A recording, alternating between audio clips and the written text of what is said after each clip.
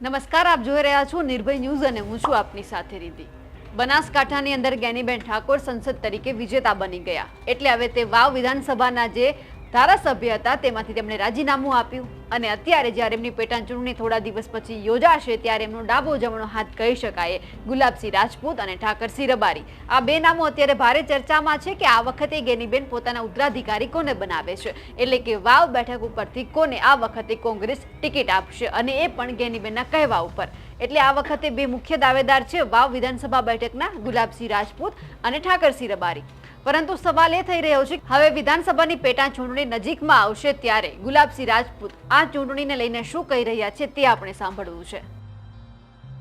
તાલુકાની સર્વ સમાજને પણ વંદન કરું છું કે જ્ઞાનીબેનની ચૂંટણીમાં આપને મળાયું ના મળાયું સંદેશો પહોંચ્યો વ્યવસ્થા થઈ ના થઈ તેમ છતાં આપ સૌએ દિવસ રાત મહેનત કરીને જ્ઞાનીબેનને અહીંયાથી ખૂબ સરસ રીતે ખૂબ મદદ કરી તે બદલ પણ આભાર। સમય હોય સંજોગ હોય કઈ પરિસ્થિતિમાં ચૂંટણી થઈ અને જેમ જેમ ચૂંટણી આગળ વધતી ગઈ એમ દરેક પાસાઓ જ્ઞાનીબેનના પક્ષમાં થતા ગયા। ચાહે ક્ષત્રિય આંદોલન થયું, ક્ષત્રિય અસ્મિતાના લીધે સમગ્ર આ વિસ્તારની અંદર મદદ મળી, રબારી સમાજના લીધે આ વિસ્તારમાં મદદ મળી અને આ વિસ્તારની સર્વ સમાજ નાની નાની સમાજોએ ઇતર સમાજે ખૂબ જ્ઞાનીબેન માટે દિવસ રાત મહેનત કરી। આ વિસ્તારના દલિત સમાજ હોય, મુસ્લિમ સમાજ હોય, આદિવાસી સમાજ હોય, ઘણી બધી તકલીફો વેઠવી પડી હશે તેમ છતાં દરેક સમાજે જ્ઞાનીબેન માટે કંઈ મહેનત કરી। ગામમાં એક ઘર હશે, બે ઘર હશે, ક્યાંક મિસ્ત્રી સમાજનું હશે, ગઢવી સમાજનું હશે, ક્યાંક દર્દી સમાજનું હશે,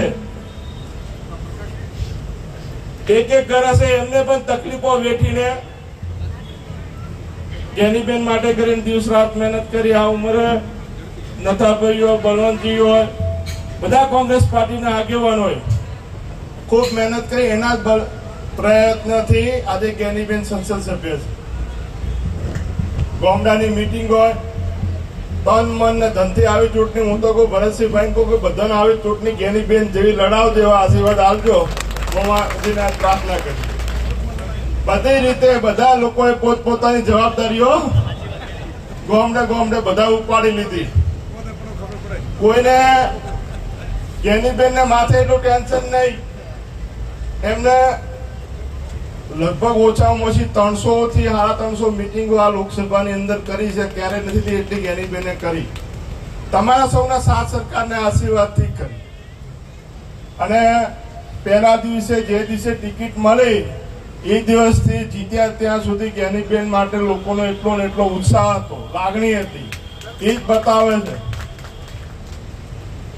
પાણીના પ્રશ્ન હશે આ વિસ્તારના, આજ સુધી બીજા સંસદો ઉપાડ્યા કે ના ઉપાડ્યા, જ્ઞાનીબેન તમારા પાણીના પ્રશ્ન સંસદની અંદર જ્યાં પણ જરૂર પડશે ત્યાં ઉપાડશે। પહેલા પણ કીધું ને આજે પણ કહીએ, લોકોના હિતો માટે કામ જ્ઞાનીબેન કરશે। એના માટે અમારે કોઈ બાંયધરી આપવાની જરૂર નથી। બેનનો સ્વભાવ વ્યવસ્થા થશે એટલે પ્રયત્ન કરશે। આમ તો જે ઘણા બધાને બોલવાનું છે એટલે ટૂંકમાં કહું છું કે આપણે જે ખૂબ મદદ કરી છે અમારા જે રાજપૂત સમાજ હોય કે જેનાથી પણ જ્યાં પણ બન્યું હશે ત્યાં નાની મોટી તકલીફો હોવા છતાં પણ ખૂબ બધા વ્યવસ્થા ઊભી કરી। ફરતી ધાનેરાની સર્વ સમાજને હું હૃદયપૂર્વક આભાર માનું છું કે બેન માટે કરીને અમારા વિદેશ મંત્રી કાકો તો એમને વિદેશ નીતિમાંથી અનુભવ લેવા જેવો છે, એટલે તમારા અનુભવોને સાથે લઈને જ્ઞાનીબેન નાના મોટા ટોકટીઓ કરતો રહેશે અને આપણો ખૂબ ખૂબ આભાર માનીએ। અહીંયા મારું બોલાવીને સન્માન કર્યું અને તાલુકા જિલ્લાની ચૂંટણીઓ આવે છે એના માટે બધા તાકાતથી મહેનત કરીએ અને આપ સૌને ફરીથી હૃદયપૂર્વક આભાર। રામ રામ। ગુલાબસિંહ રાજપૂતે વિધાનસભાની ચૂંટણીને લઈને વાત તો કરી નાખી, પણ સવાલ એ છે કે જો આ વખતે ગેનીબેનના કહેવા ઉપર ઠાકરસિંહ રબારીને ટિકિટ મળી તો શું ગુલાબસિંહ રાજપૂત તેમને જીતાડવા માટે એટલી જ મહેનત કરશે?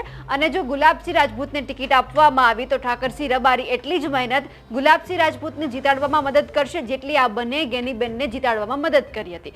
કારણ કે આવનારા સમયમાં ભાજપ પણ આ વખતે વાવ વિધાનસભા બેઠક ઉપર મજબૂત દાવેદાર મૂકી શકે એમ છે, કારણ કે આ બેઠક ગેનીબેન પાસે હતી, હવે તે ખાલી થઈ ગઈ છે અને આ વખતે બનાસકાંઠાની અંદર વધારે પોતાને એટલે કે ભાજપને પ્રબળ બનાવવા માટે ભાજપ કયા ચહેરાને મૂકે છે તે પણ જોવાનું છે અને ગેનીબેનના કહેવા ઉપર આ વખતે તેમના ઉત્તરાધિકારી કોણ હશે તે પણ આપણે જોવાનું રહ્યું. અમારા અહેવાલ વિશે તમારું શું કહેવું છે કમેન્ટ કરીને ચોક્કસથી જણાવજો. સાથે જ નિર્ભય ન્યૂઝને લાઇક, શેર અને સબસ્ક્રાઇબ કરવાનું ભૂલશો નહીં. નમસ્કાર.